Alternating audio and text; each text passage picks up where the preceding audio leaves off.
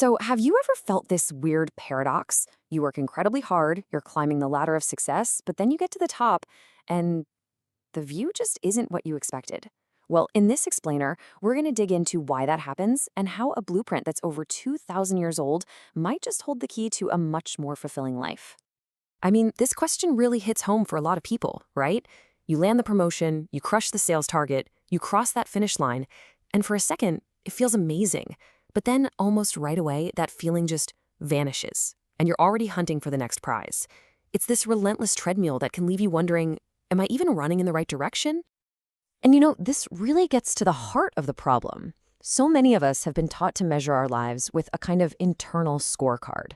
It's this collection of job titles, salaries, accomplishments, all the things we use to prove our worth to ourselves and to the world. We're just constantly checking that score, hoping it all adds up to a life well lived. Okay, so here's the game plan for today. First, we're going to break down this modern happiness trap. Then we'll step back and ask what happiness actually is, with a little help from some ancient wisdom.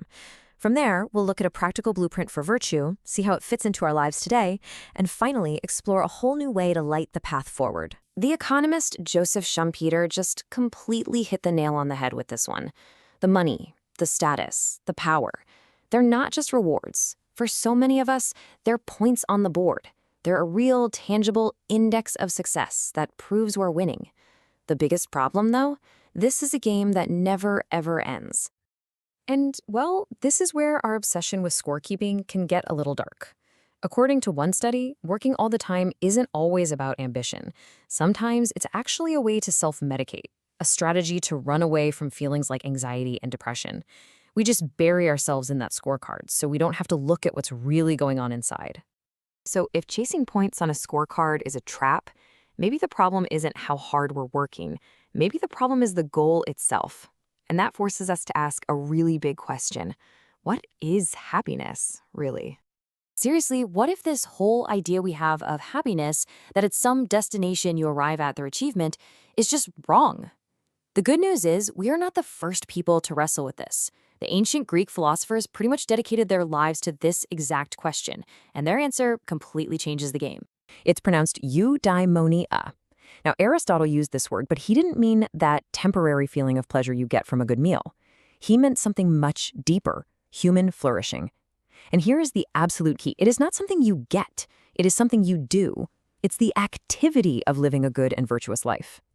And when you put these two ideas side by side, the difference is just, wow.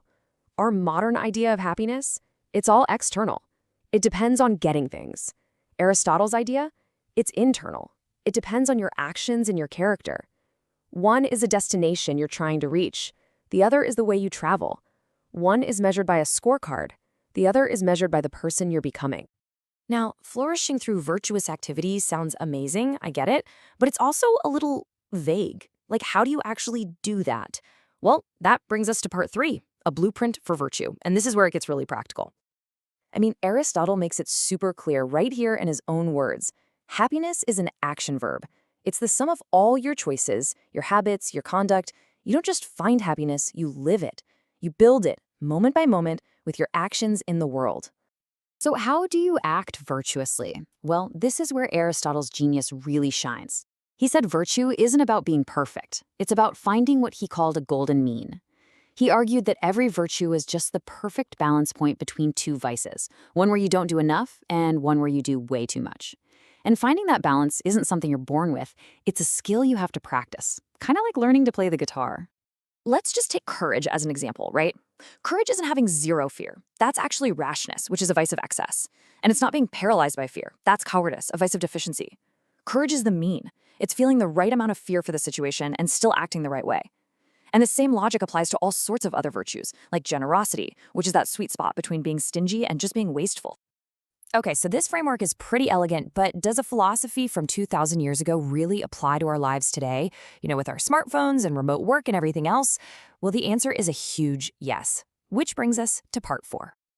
For Aristotle, this whole eudaimonia thing was not a solo project. He knew that we are fundamentally social animals. He basically argued that even if you had all the money and success in the world, a life without real, deep friendships would feel totally empty. Connection isn't some nice to have, it's absolutely necessary if you want to flourish. And get this, modern data totally backs them up. A full 70% of employees today say that friendship is the single most important part of a happy work life. Turns out, even in our careers, we're still just people who desperately need connection to thrive. So let's bring this all home. You can actually use this golden mean idea as a kind of diagnostic tool for your own life. Think about ambition. Is your ambition driven by vanity, the excess, or by a real desire to contribute something meaningful? Aristotle called that great-mindedness. Or what about conflict? Do you avoid it at all costs, or are you assertive when you need to be? This framework just gives us a whole new lens to look at our own actions. And that brings us to our final section, lighting the way forward. It's time to kind of reimagine our entire approach to a good life and really move on from that old broken model. And here it is, the ultimate takeaway. The answer isn't to just swap your old scorecard of money and status for a new virtue scorecard, no. The goal is to get out of the scorekeeping business altogether, to stop measuring your life and to just start living it. You've got modern thinkers like Arthur C. Brooks who are doing fantastic work bringing this ancient wisdom into the 21st century. And a big part of their argument is that we need to fundamentally change the metaphors we use for our own lives and our own progress. And that shift leads us to a new, and I think much more beautiful, metaphor. Now, this one comes from the Buddha, but it perfectly captures the spirit of eudaimonia. Instead of a scorecard, think of yourself as a light. Your purpose isn't to rack up points, but to illuminate, to make your own purpose clear, and to help light the way for others. And so that leaves us with one last question, a question to replace that old habit of always checking the score.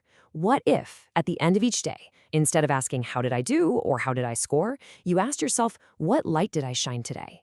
That one small shift in focus, well, it might just change everything.